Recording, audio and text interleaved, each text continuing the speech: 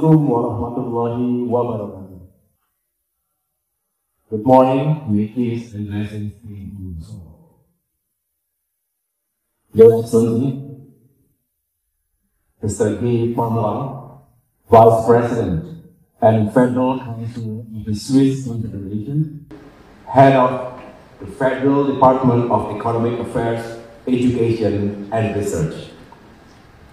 Thank you for your wonderful and inspiring remarks. And thank you for visiting Indonesia. We had a very productive and fruitful bilateral meeting discussion just now, and hopefully this conference will bring real impacts for both Indonesia and Switzerland. Excellency Ms. Simone de Montmollin, National Councillor, member of the National Council of Switzerland, Excellency Olivier Zender, Ambassador of Switzerland to Indonesia, Timor-Leste and ASEAN,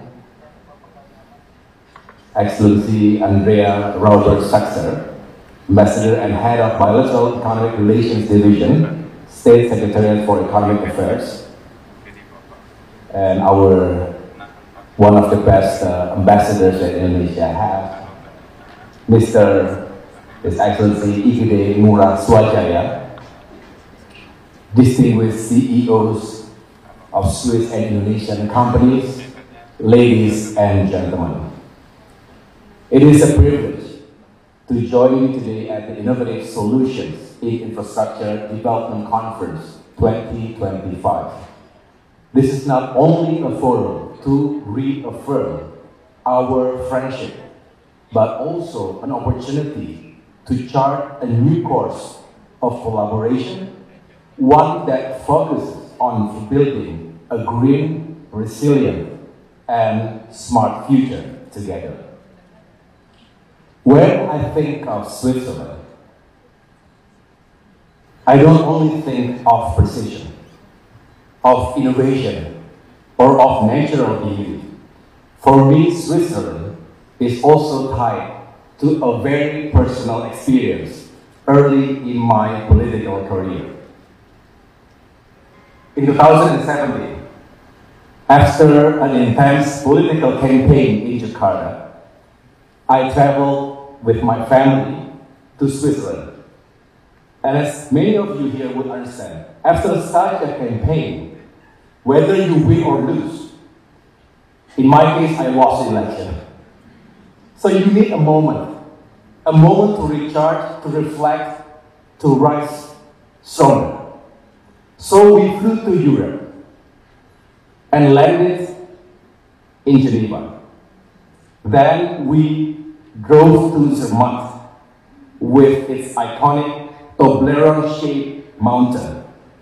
From there, we continued on to Interlaken, to Bern, and finally to Zurich. Beautiful, just beautiful. They are definitely places you must visit before you die.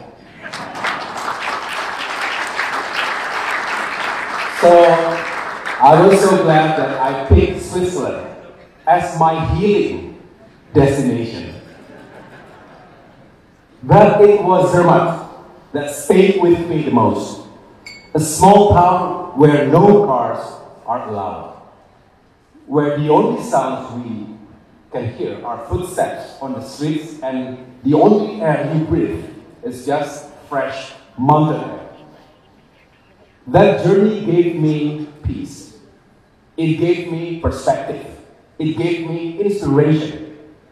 It was a healing trip, a reminder that a renewal is always possible. And that is why today feels so meaningful.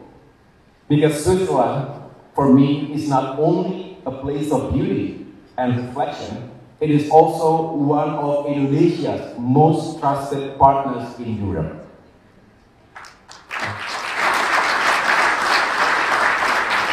And just as I found renewal in Switzerland years ago, I believe our two nations can continue to renew and strengthen our friendship for the benefit of our peoples and for the future we share together. Excellencies, ladies and gentlemen, for Indonesia, infrastructure is the backbone of our national growth. With more than 17,000 islands and 280 million people, infrastructure is not just about roads, ports, or airports. It is about connecting people, reducing inequality, and creating opportunities. But in today's world, infrastructure must go further. It must be green to reduce emissions and protect the environment. It must be resilient, ready for climate change and disasters, and it must be smart, using digital innovation to make it more efficient and inclusive.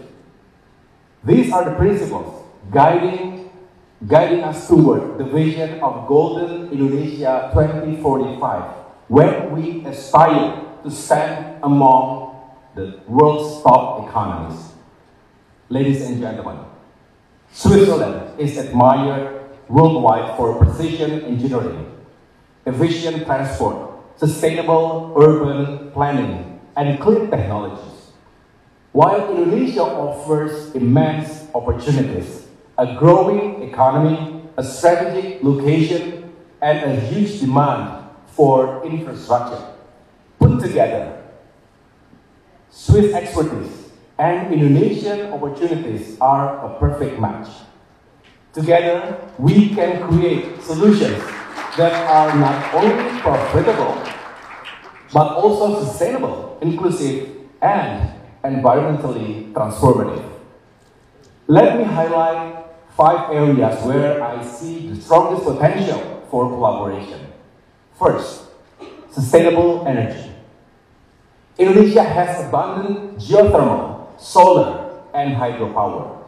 With Swiss innovation in smart grids and energy storage, we can accelerate the energy transition and deliver reliable, low-carbon power.